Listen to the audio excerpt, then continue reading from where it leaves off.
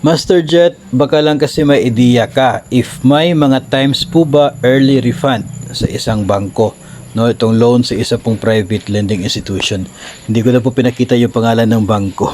May refund po kasi ako sa August na salary, no. So base po sa akin pong naranasan, no, dito sa mga private lending institutions, yung kanilang refund po ay binibigay usually nasa third or fourth week of the following month, no.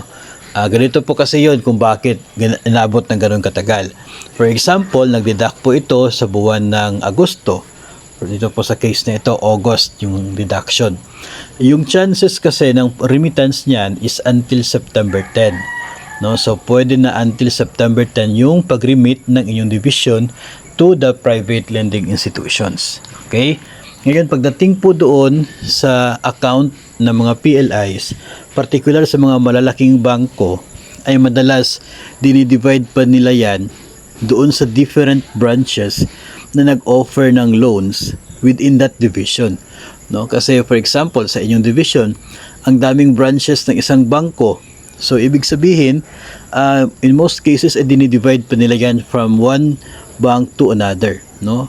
Yung pag-deposit ninyo sa iisang account, no? So, dapat pa nilang ma-determine kung magkano ba dito sa overall remittance para sa branch 1, branch 2, parang ganon.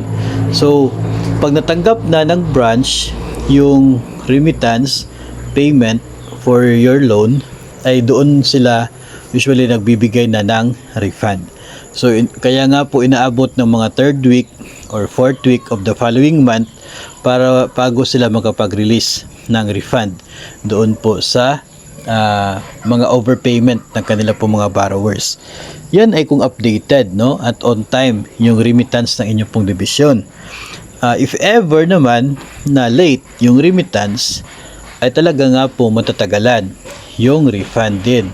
Kasi hindi naman po magre-refund dyan si bangko kung hindi po niya nako-confirm na meron talagang deduction sa inyo at yung deduction na yan ay na-remit sa kanila, no? Kasi ayaw naman po talaga nila na bibigay sa inyo yung hindi pa nila nasisigurado na para talaga sa inyo, no? So, ganun po.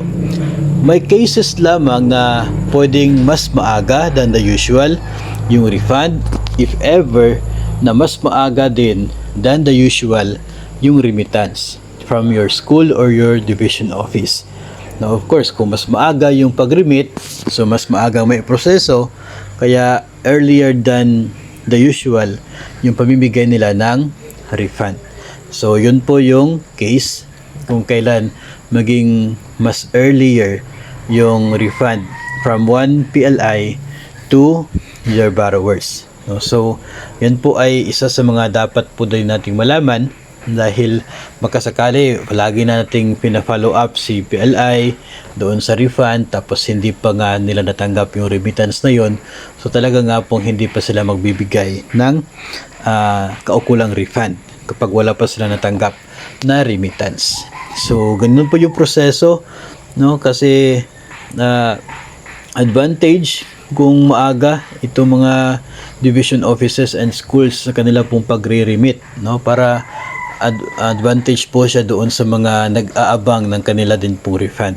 Pero kung nagkataon na yung inyo pong division ay super late sa remittance, ay hindi po yun maganda, no, kasi pagka one day ay magkakaroon na ng interest yung loan ninyo dagdag dahil sa late remittance na inyo pong agency or division office, no. So sana po ay mayroon kayong napulot na kaunting impormasyon tungkol po dito sa proseso ng refund ng overpayment ng mga borrowers doon sa mga private lending institutions.